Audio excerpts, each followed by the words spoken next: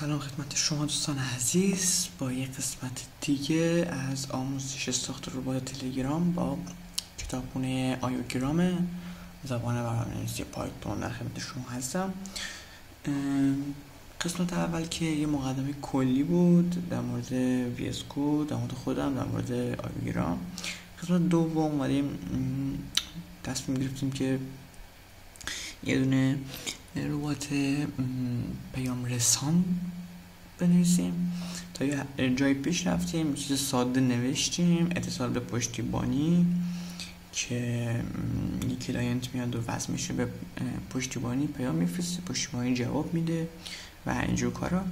تو این قسمت میخوایم یه گزینه صفحه که نه توی منوی استارت اضافه کنیم، اون زیر مثلا درباره این ربات یا درباره ادمین یا هر چیزی، و توی پنل ادمین هم یه پنل ادمین درست کنیم، اونجا یه دکمه بذاریم تنظیم متن مثلا خوش آمد و اونجا ادمین تعیین میکنه که چه متنی اونجا نمایش داده بشه.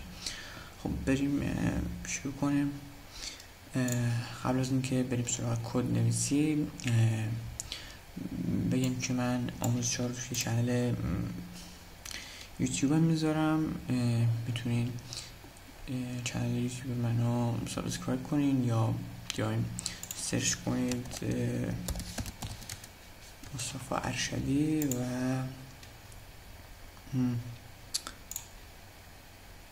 وارد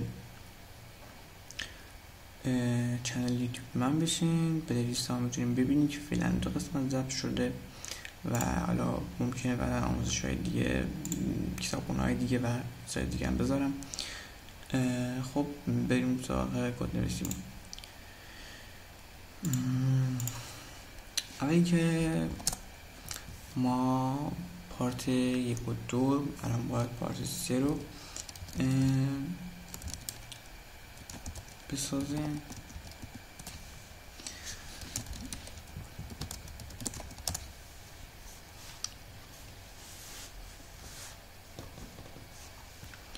خب قسمت خط تا اینجا پیش رفتیم، یه همچین چیز ساختیم. این دیزاین برای ساده. حالا قراره که توی هوم کیورد یه دکمه زیرش اضافه کنیم تحت عنوان درباره ربات و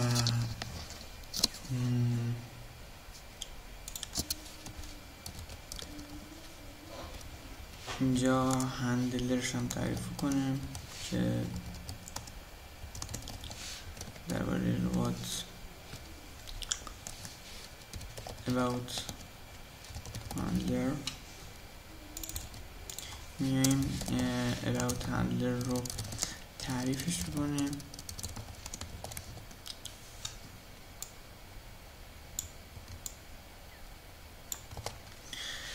این تا اینجا و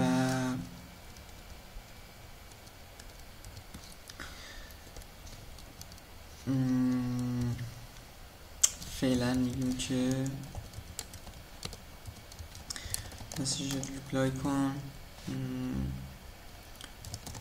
این ربات یک پیام رسان برای آقای ایکس می باشد و همین. فعلا یه دونه کیورد برای ادمین بذاریم، تنظیم متن،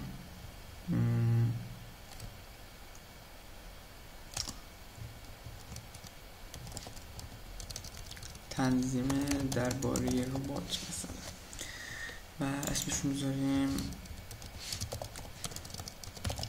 admin کیب.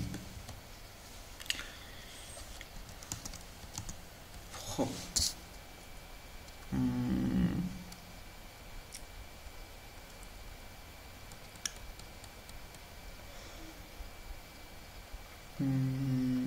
اول بریم قسمت ادمینش رو می نویسیم و اینجا میگیم که اگر from ID با ادمین، بعد اینو توی این بر میداریم، اینو یه تب میاریم داخل و نمیدیم در غیر این صورت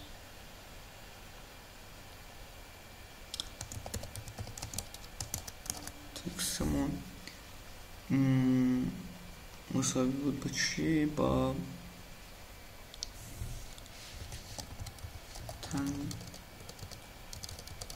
تنظیم درباره یا درباره ربات.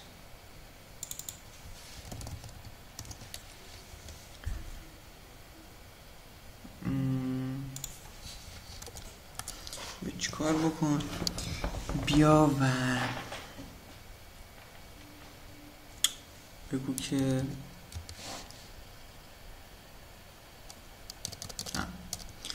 باید بگیم که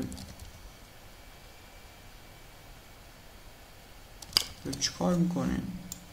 نیاز نیست کار انجام بده. ما اینجا داریم که هندلش رو برای ست ادمین، این برای قسمت پنل ادمین اصلا بود. تنظیم درباره ربات که نوشتیم میگیم که بیا بگو که متن مورد نظر خود را جهت بروز رسانی وارد کنید و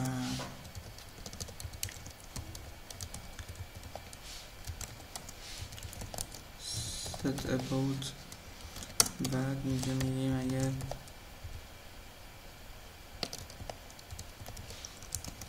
state set about بود بیا و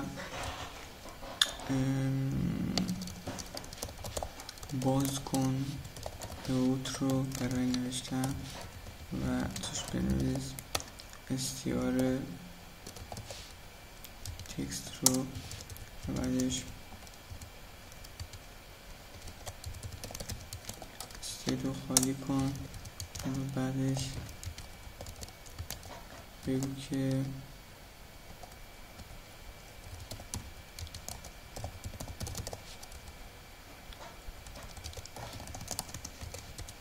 متن تکست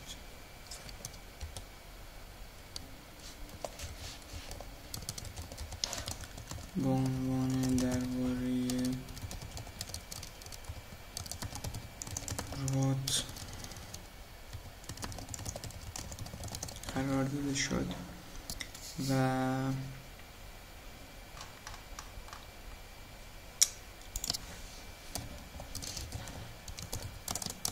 اینجا میگیم که اگه فایل about موجود نبود بیا و مقدار دیفالت اینو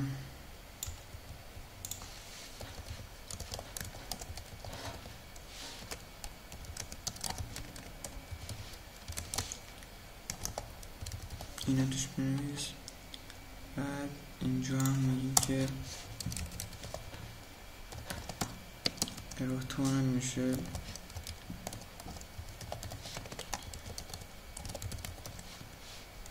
این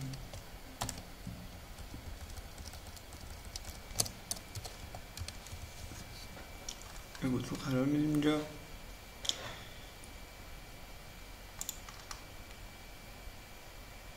خب الان میتونمش درست کار کنه. برم تلگرام بیارم بالا و دور برگردیم نمیدیم. خب این از رباتمون یه دونه گیرستاری کنیم و برگردیم اینجا.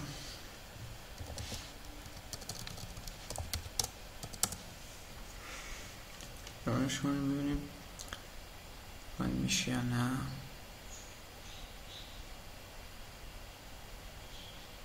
خب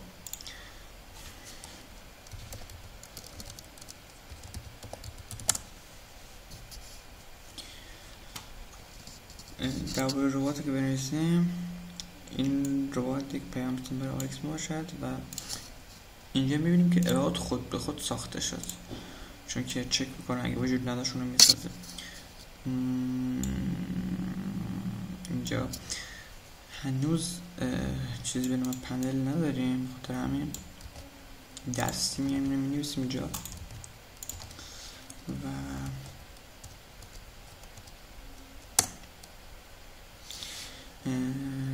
تست برای تغییر درباره ربات. متن این قرارش دوباره امتحان میکنه. تست برای تغییر ربات، بس یعنی که اینجا نوشته شده. حالا پنل ادمین کیو داریم.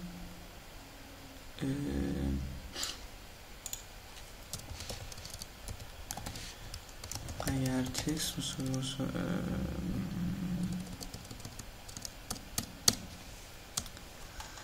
ما یا براش هندلر تعریف کنیم.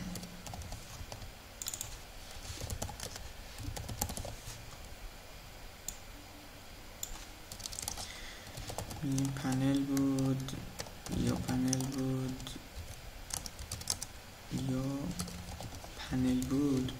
اینجا کال بکن.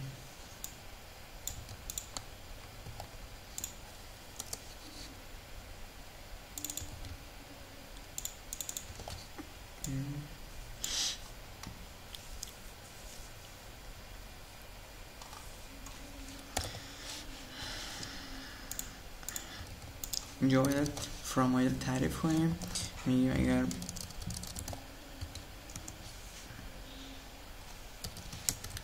ادمین بود بیا و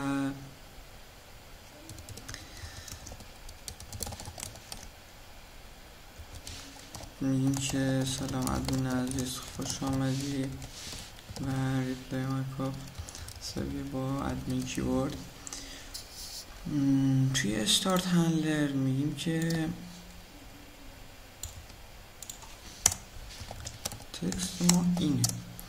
اگر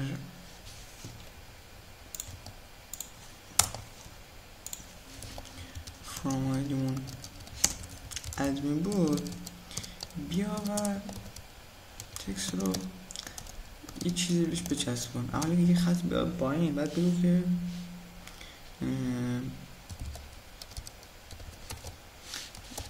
جهت ورود به پنل مدیریت پنل را بفرستید و تکست رو بفرست.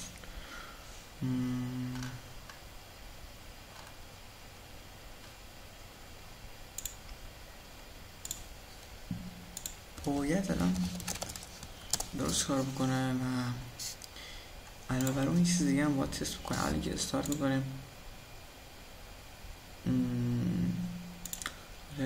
اولی که باید اینجا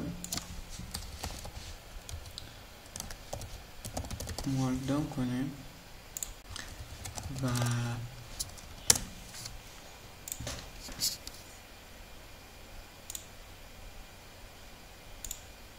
خب پنل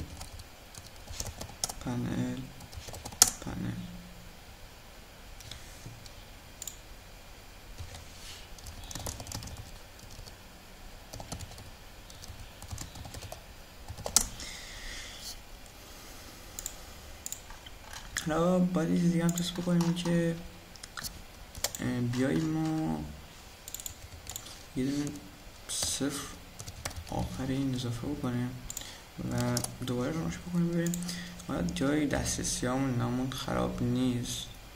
استارت بکنیم میبینیم که نمیگه و به پنل رو بفرستیم جواب نمیده. تنظیم درباره ربات هم بفرستیم به اینم جواب نمیده. پس اونجا درسته. حالا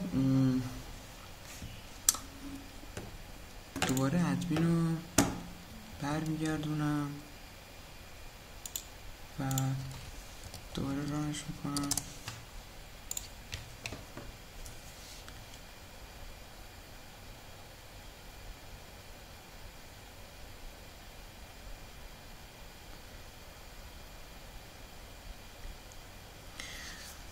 میام و ربات رو با یه اکانت دیگه استارت کنم برای تست.